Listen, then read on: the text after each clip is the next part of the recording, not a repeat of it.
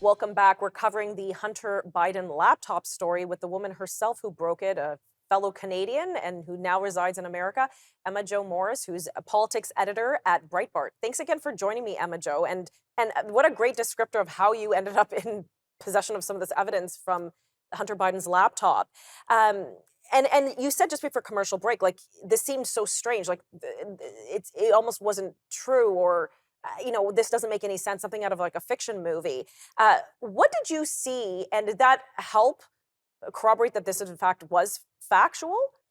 Well, right. So exactly. So, I initially got this call. I don't believe the story. I mean, now we have hindsight, but then I'm in this. I'm 27. I don't have a ton of experience, let alone time in the world. And I'm just hearing a story that sounds beyond belief. So I remember I called Vish. So we go back and forth. They were being quite cagey about giving me the entire laptop, and they wanted to just give me certain documents. I'm like, no, no, no, no. I need the whole thing, or we're not doing this. Because, like I said, I mean, the whole thing is very suspicious. The whole thing Right. sounds too good to be true, unbelievable, ridiculous. And your So credibility would I'm be on the refusing to line. run anything until I see the whole thing and have the whole thing. So they finally concede to let me see it. I go, and I mean, I could get into some details that are really fun, but anyway, I go to see the whole thing, and I was expecting something like a North Korean Minder situation about me being able to actually go through and see it, but it wasn't that at all. I went to Rudy Giuliani's lawyer's house, who was the one who was in possession of the hard drive, and he was in Long Island, and I go, and he just sits me down and says, "Okay, here it is, and feel free to scroll through it or click through it or whatever." And I start going through it, and I mean, it starts to occur to me that, like, this is what it looks like. I mean, it's highly personal. All the apps, everything is intact. Everything is you click on the email app, and all of his emails show up, and it's obviously not like, "Hi Hunter, it's me, a Ukrainian oligarch. Thanks so much for all of the policy you gave me in return for the money." No, it's his subscriptions and emails from his lawyer and his ex-wife and Wow. whatever. There's everything there, and then I go into the photos, and everything is there. Listen, I'm from Montreal. I don't have a faint heart. Some of the stuff in that laptop is Montreal on a Tuesday, but that wasn't something that could be fabricated. No, And and I think so we've seen I'm these. starting to realize, at this point, I'm still not ready to publish, but I am starting to realize that this is appearing to be what I was told.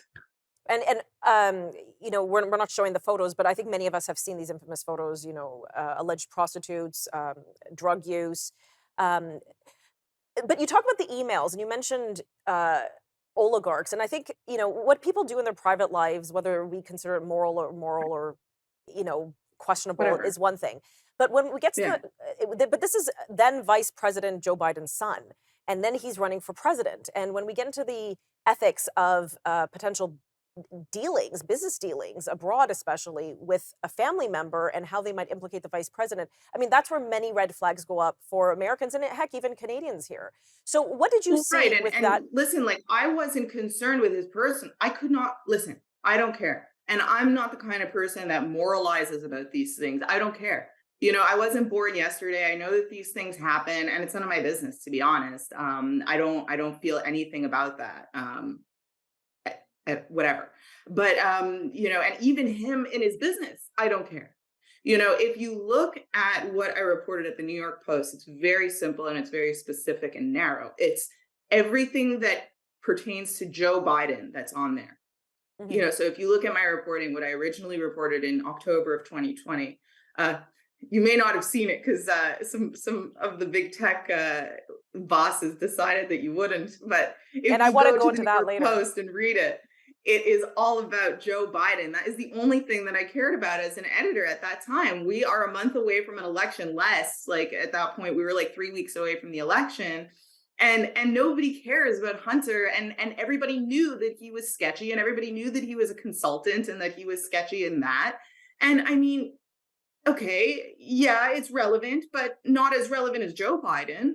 So that was what I was concerned with. If you look at the first story that I did, an email from a Ukrainian oligarch Actually, Emma who Joe, was on.